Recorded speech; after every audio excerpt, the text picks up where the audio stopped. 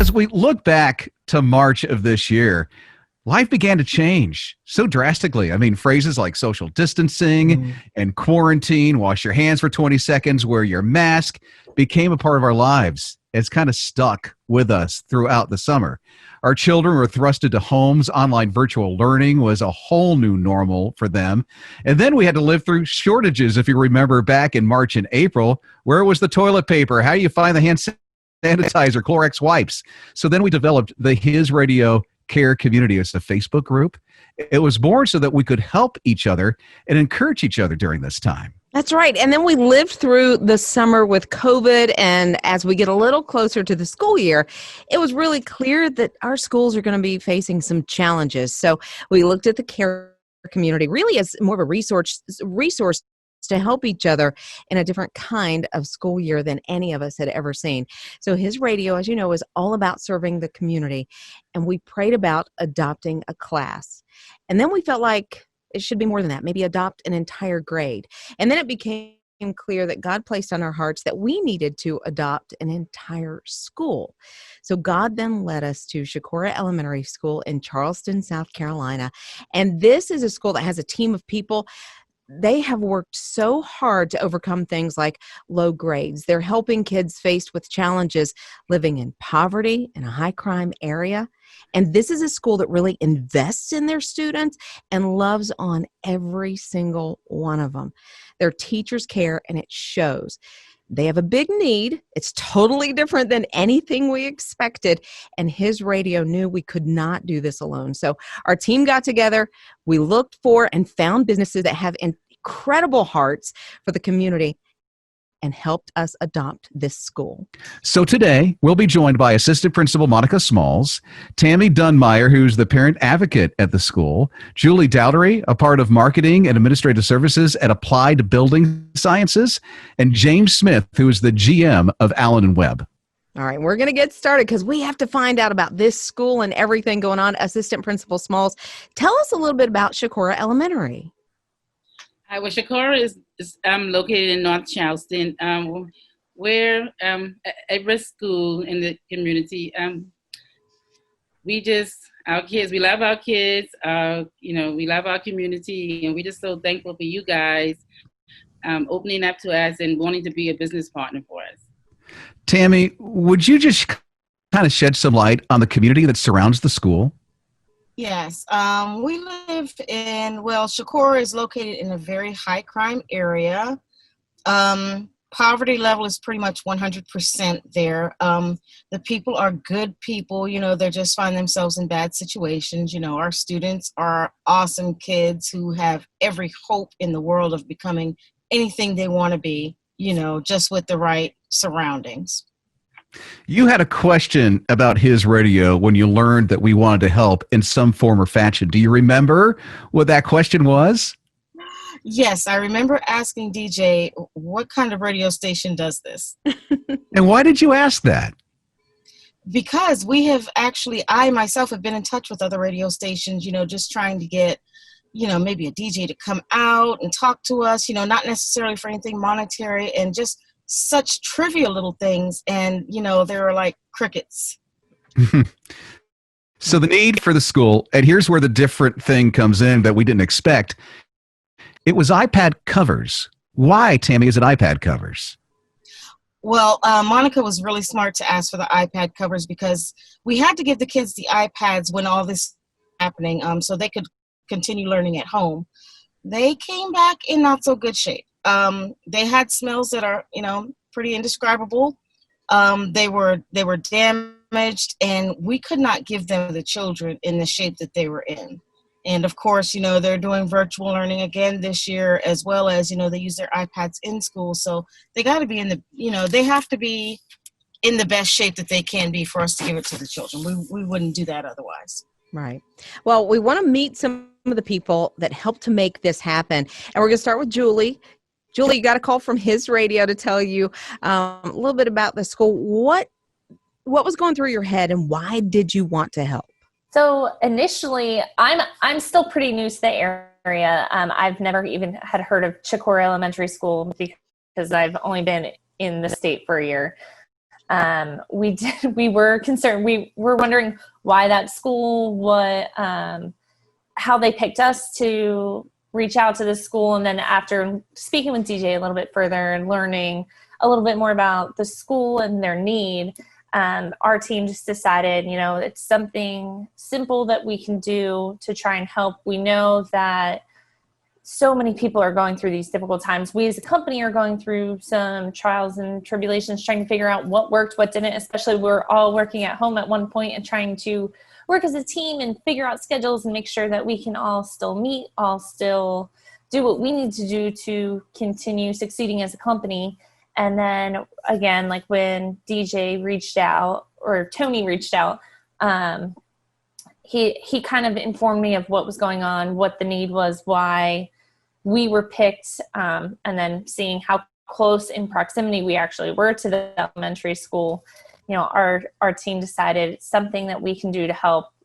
So many of people in the company have children, whether they be college, high school kids, or some of them are even have kids elementary, even younger than that. So just trying to get on board, because everybody's kind of facing the same thing. How are they gonna get through the school year? How's everybody gonna work? Parents, teachers, students, staff all get on the same page and be able to make things run smoothly. Like schools are probably going through it a little bit harder than everybody else because there's so many players in each role that it really does contribute to it, and how to make it work smoothly and make it work well, that the students will be able to then succeed for the school year.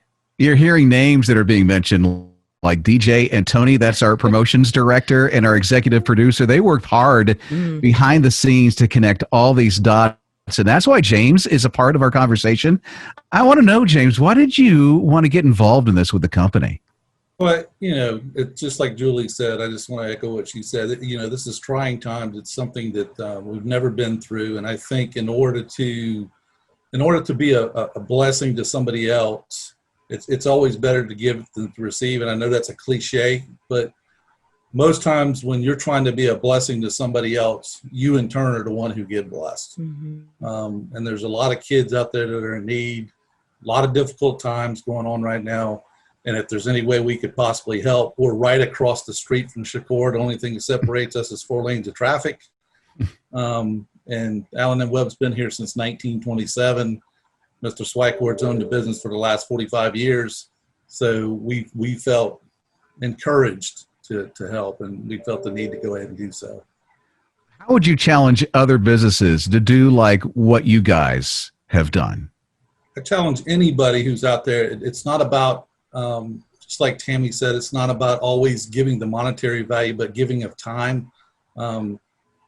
Everybody can do something, but someone can't do everything. And I think it's important that people uphold the community. As Tammy said, there's kids out there that might be less fortunate, but it doesn't mean that they don't have aspirations just like anybody else does. So it's important for us to help our community. We're in this together. That is right. Hey, Tammy, when you're hearing the sponsors talk about this, first of all, what did it mean to this school to have something like this happen?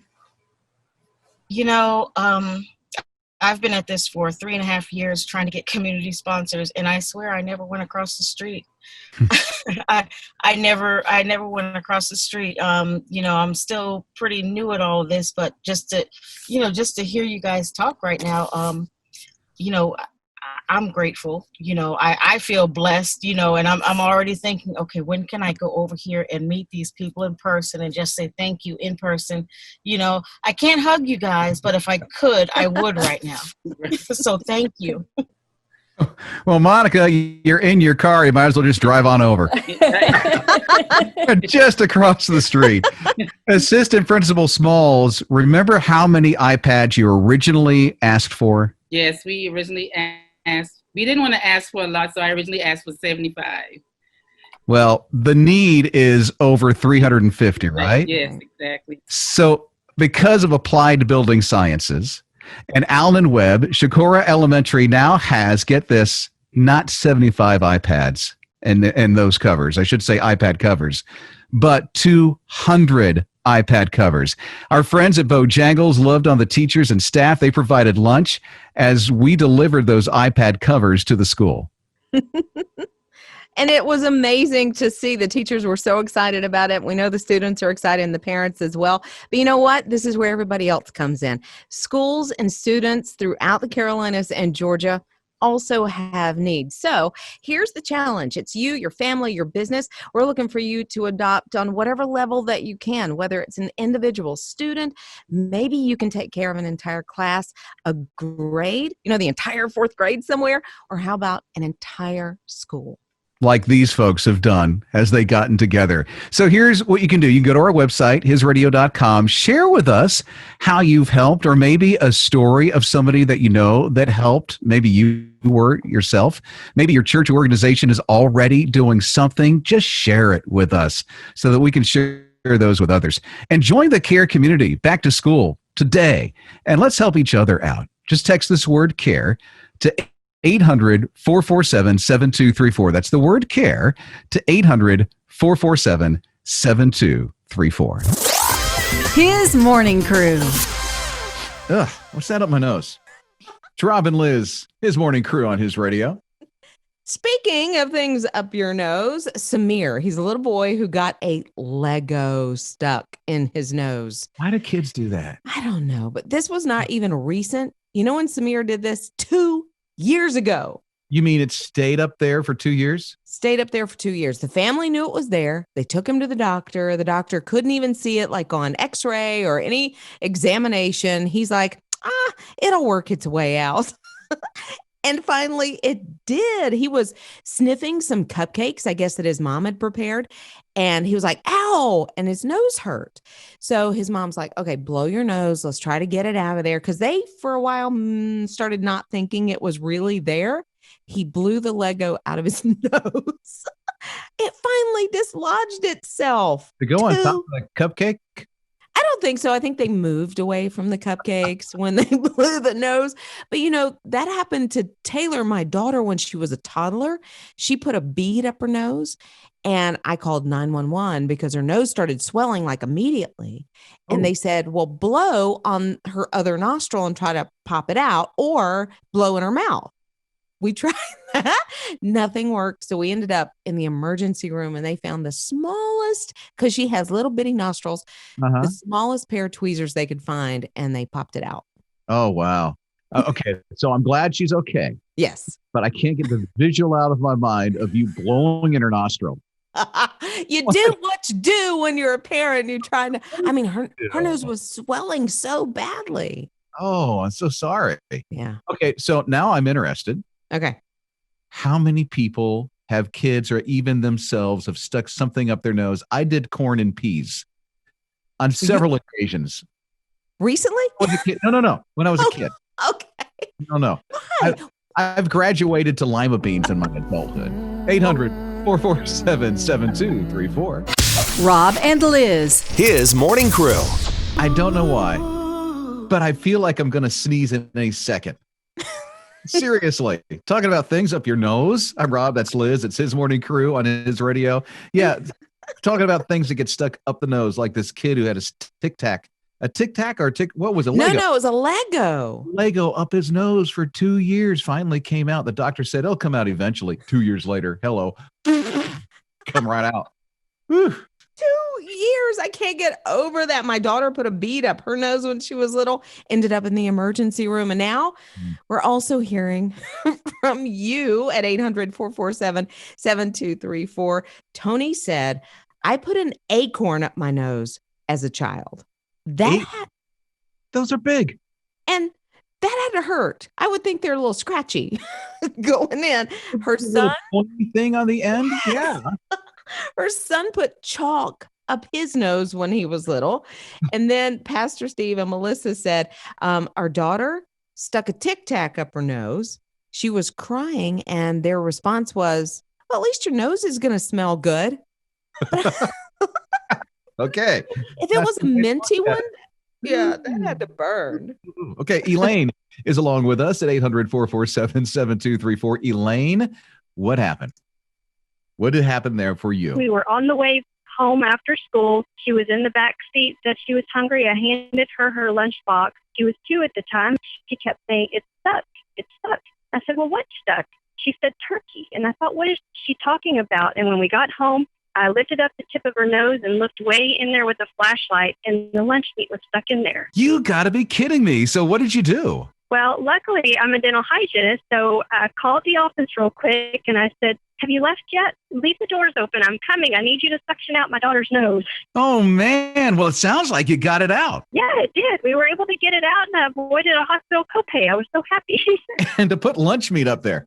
Why? I know, right? I got a couple of cold cuts up in my nose because saving them for later.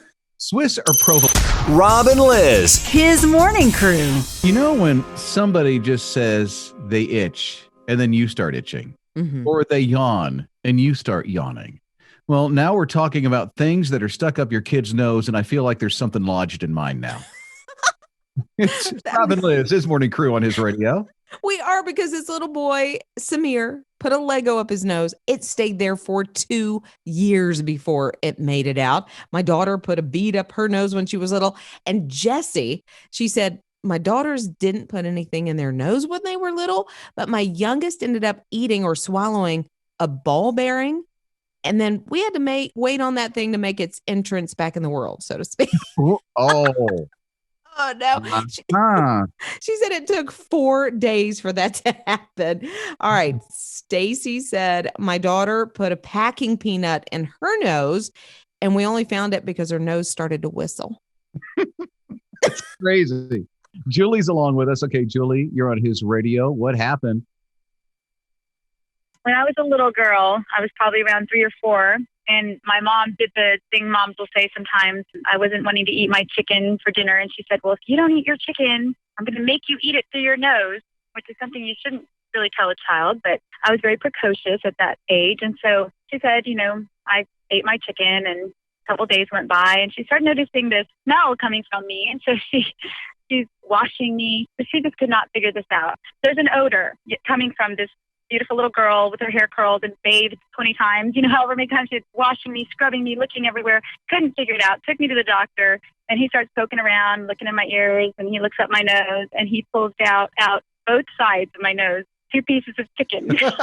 No way. How long was that in your nose? Probably a couple of days. Yeah, crazy. Okay, lesson learned. Don't tell your kids it's going to get up your nose. Don't tell them to eat their dinner or you're going to put it in their nose. Oh, my goodness. Rob and Liz. His morning crew. Be careful, because you might be like this one kid who stuck a Lego up his nose and it stayed there for 2 years. The doctor said, oh, it's okay. It'll come out eventually. It finally did on the kid's cupcake. Not exactly on the cupcake, but he was sniffing the cupcakes and he got this pain. And his mom said, okay, well, let's blow your nose. He blew his nose. Here comes the Lego 2 years later, which is crazy to me. But Taylor sounds good that it would come out on his cupcake. Yeah, no. Thankfully, did not. Hey, but Taylor did this when she was little. She put a bead up her nose, and she has these little bitty nostrils, and so it started like making her nose swell. Long story short, we ended up in the emergency room using teeny weeny little tweezers to get them out. How many other things did she stick up her nose since then? Maybe last week she did one. I don't know. I'm She's just like a mom. No. But we're hearing from others that have had these experiences. And Celeste said, my son was always putting things in his nose. One night she had to pull over on the way home and get her little big tweezers out. He had stuck a raisin up in his nose. Raisin. Like, does it taste better that way, buddy? Like, what's going on there? You put a grape up there, will it eventually become a raisin? It probably will. And then Lindsay said, my son put an eraser from a mechanical pencil up his nose, but they went to the doctor and the doctor helped him sneeze it out. Across the room. Right after the sneeze, right? Watch it. Here it comes. Okay, Brittany's here at 800-447-7234. Okay, Brittany, What was up the nose? The weirdest thing I ever removed from my son's nose when he was a baby was a sweet tart. And I actually didn't remove it because it kept kind of trying to crumble when we were trying to get it out. So I figured it'll melt. Oh, no way. So you waited for it to melt, and did it? It did. It was July 4th. I wasn't taking him to the ER on July 4th. So I was like, you know what? It'll melt. It was a pink one, so it's kind of like pink ooze coming out, but it worked. Just see the stuff just coming down the mouth and the chin and all that stuff. I'm glad she's okay, though. I am too. Hayden, my youngest son, did that with a blue M&M. Same thing. Blue stuff coming down the, Mornings with Rob and Liz. One thing you might want to avoid. Take this piece of advice, if you will. Usually I don't give advice, but I will give this advice. Make sure your kids put nothing up their nose. It's a long holiday weekend. Taylor used to do this kind of thing always over a holiday weekend. No way, really? Every time there was a holiday, we ended up in the ER because of something like this. This little boy put a Lego up his nose. It was there for 2 years.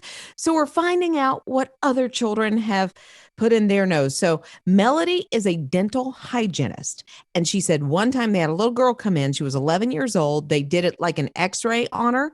And they saw a tack or like a push pin that was in her nose. So they started asking her about it and she kind of denied it. They confronted her and they were like, dude, it's up there. So she finally admitted, yes, she put it in her nose a while back. She went to the ENT and had it surgically removed. Ouch. A push pin. Why? That's crazy. Attack. A push pin's attack, right? Yes. Attack her nose. How that had to have hurt. I have no idea. Wow. Courtney said her kid did not put anything up her nose, but her daughter did put a popcorn, what do you call it? The kernel, the popcorn kernel in her ear. She was 3 and she was playing doctor. That's crazy. Okay, so Heather is here at 800-447-7234. Heather, you have to tell us what happened with the nose in your family. My oldest daughter decided to put a raisin in her nose when she was about 3 years old. And I tried to get her to blow her nose and blow it out, but nevertheless, she kept sucking it back in. And we tried to get it out with a pair of tweezers and couldn't do that. Went to the pediatrician. They said go over to the ENT. So they strapped her into what they called a cocoon, which was more like a street jacket, and got a suction device and sucked the raisin out of her sinuses. But when it came out, it was like a full-size grape because it has absorbed so much of the liquid from her nose. Oh, that is just so graphically gross. What does she think? That's like a storage facility up there? Yeah, super gross. And then my youngest daughter just recently put a little jingle bell, a Christmas jingle bell up her nose at her nap time at preschool. And every time she breathed, I could hear the little bell jingling up inside of her nose. And I had her blow it out, and it did actually blow out. But I didn't panic that time because I had already been through the raisin, and I knew that it was all going to be okay. Yeah, right. That thankfully does turn out to be okay. As long as you get a little sneeze action going on, boom. Rob and Liz. His morning crew. I know how you can get some free breakfast. It's Rob and Liz, his morning crew on his radio. It happens to be 1 million free boxes of sugar.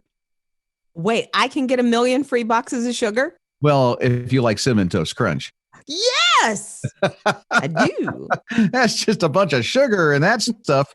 But here's what they're doing. They have 1 million free boxes be given away via a $6.50 rebate, $6.50 rebate. So you buy the cereal, you send in the rebate. Ultimately, it turns out to be a free box of cereal. Goodness gracious, that's quite a rebate. Honestly, I would never pay $6.50 for a box of cereal. Well, wow. I didn't think it was going to be that much. I know. So how do we do it? How do we do it, Rob Dempsey? Well, you just do it. Well, how? The way they want you to. And that way would be because I want my free box of cereal. I think there's a website. It's freectc.com. You upload your receipt. Boom. You get the free rebate back of the cereal. That is fantastic. Doing it now. Thanks. You are? Well, then there you go. There's your hack for a free bowl of sugar. Rob and Liz. His morning crew. When monkeys are ravishing the land and they're destroying your crops, who are you going to call? Monkey busters. Oh, that was on the tip of my tongue. I know, right? These are three women. They're three grandmas. One could be a great grandma. She's that old and that young, all at the same time. They're in Japan in a rural part. And so in this area, livelihood is crops. And for the past 5 years, monkeys have been coming and destroying all the crops.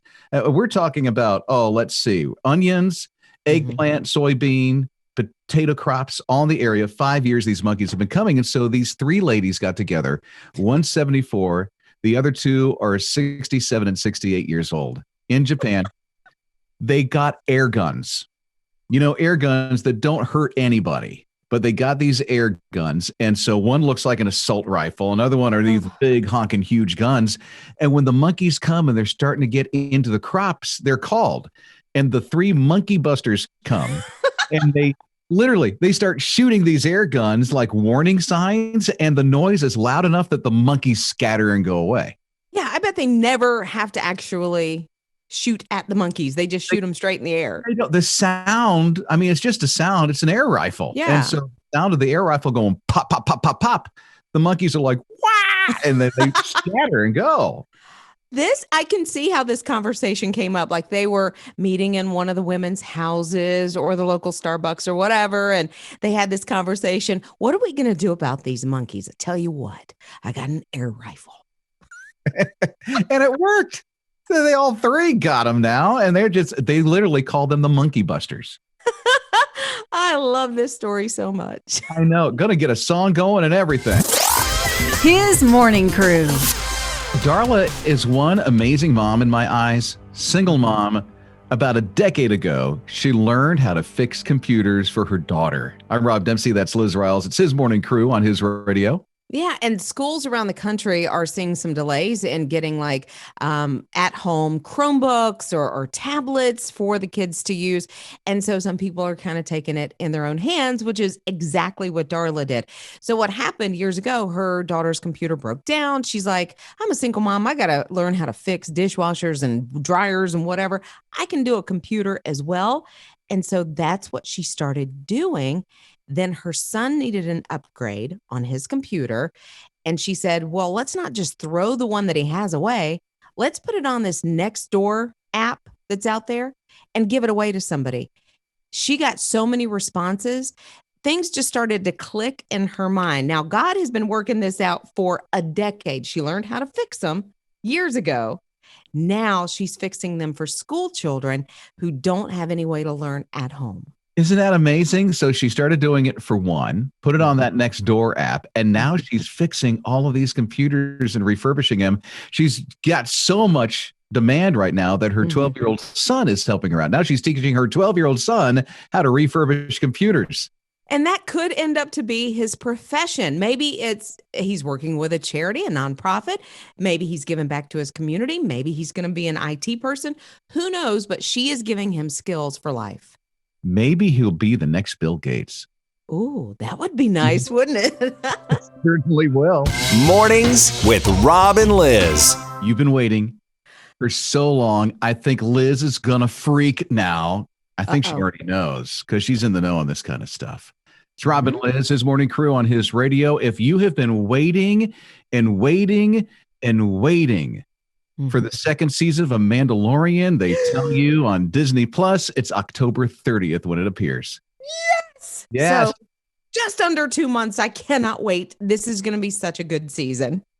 I watched the first one. I think I didn't catch the last 2 or 3 episodes, so I need to catch up. I think I'm glad I did because then it'll get me ready for the second season of Mandalorian and the child who others call Baby Yoda.